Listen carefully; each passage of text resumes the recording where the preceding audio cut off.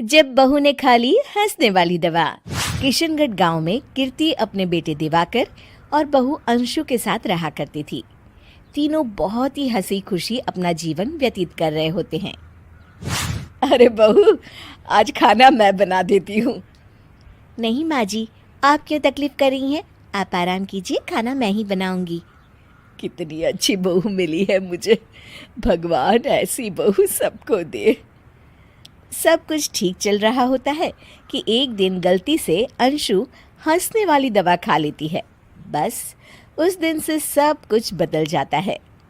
अरे बहू, मेरे घुटनों में बहुत दर्द हो रहा है, जरा बाम तो दे दे। अरे बाम लगा कर क्या करोगी माँ जी? मैं पाँव दबा देती हूँ।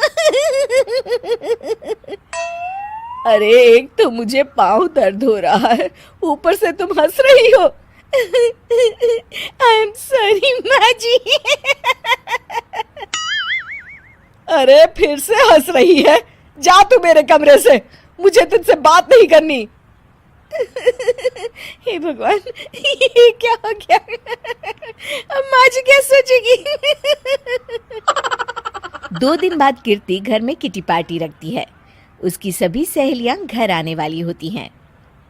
अरे बहू, मेरी कुछ सहेलियां आज दोपहर को घर आने वाली है।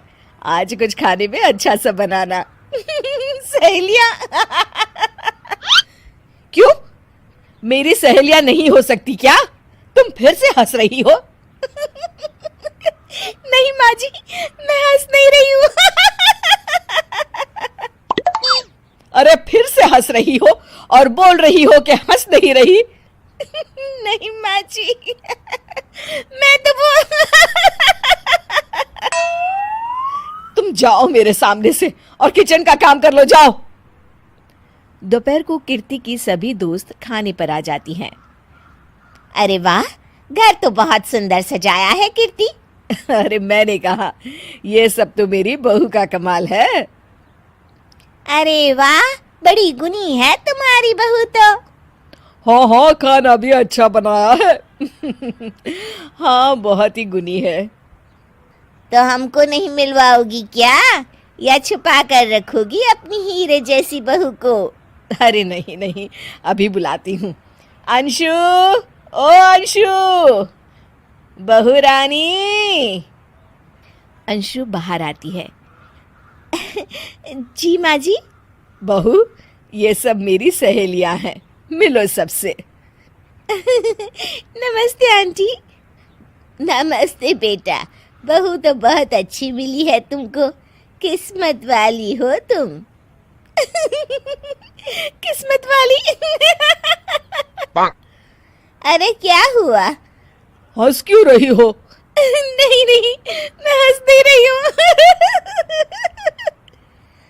तभी अचानक सांची के हाथ से चम्मच छूट जाता है और उसका कुर्ता गंदा हो जाता है। अंशु फिर से हंसने लगती है।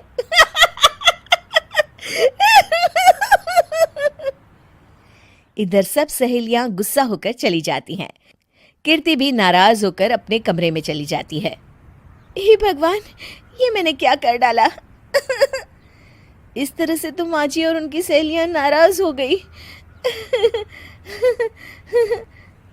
अगले दिन, बहू, ओ बहू, किधर हो? जी माँ जी। जल्दी से मेरे साथ चलो, पड़ोस वाले शर्मा जी की हार्ट अटैक से मौत हो गई है, उनके घर बैठक के लिए जाना है। अंशु तैयार होकर आ जाती है। थोड़ी देर में दोनों शर्मा जी के घर पहुंच जाती हैं। वहां पर सब रो रहे होते हैं। कीर्ति शर्मा जी की बीवी के पास बैठकर उन्हें सांत्वना देने लगती है। बड़े अच्छे इंसान थे मेरे पति। अच्छा। तुम हंस क्यों रही हो? वो अच्छे थे। हाँ हाँ, बहुत अच्छे थे अंकल। अरे अंशु, हंस मत। माँ जी, मैं हंस नहीं रही। मैं तो आंटी जी को बस दिलासा दे रही थी। सब औरतें अंशु की इस हरकत से हैरान हो जाती हैं। कीर्ति भी बहुत शर्मिंदा होती है और वो अंशु को लेकर फटाफट घर लौट आती है। अंशु, क्या हो गया है तुझे? हंस क्यों रही थी तू वहां पर? नहीं बाजी, मैं तो बस अरे तू फिर से हंस दी। जा तू अपने कमरे में, मुझे तो तुझसे बात ही नहीं करनी। मेरा बेटा ही तुझसे बात करेगा अब। रात को जब दिवाकर घर लौट आता है तो कीर्ति दिवाकर को सब कुछ बताती है। ठीक है माँ, अब फिक्र मत करो, मैं अंशु से बात करता हूँ। दिवाकर अपने कमरे में जाता है। जी आ गए आप कैसे हैं? मैं तो ठीक हूँ, बस सर में हल्का दर्द है। सर में दर्द अरे इसमें हंसने की क्या बात है?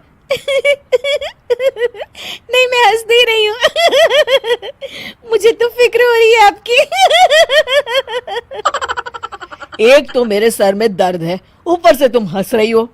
अरे कैसे समझाऊं मैं आपको मैं हंस नहीं रही अंशु, तुम इस घर से चली जाओ।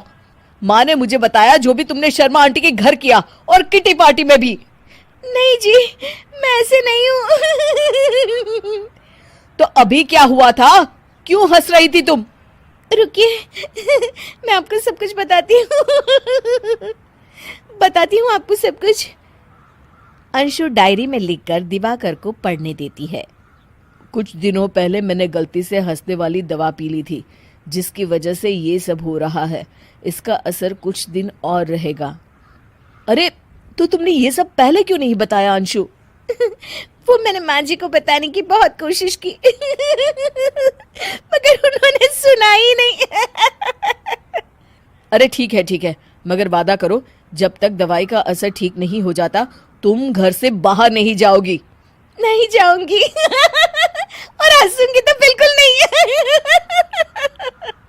लो, तुम तो फिर से हंस दी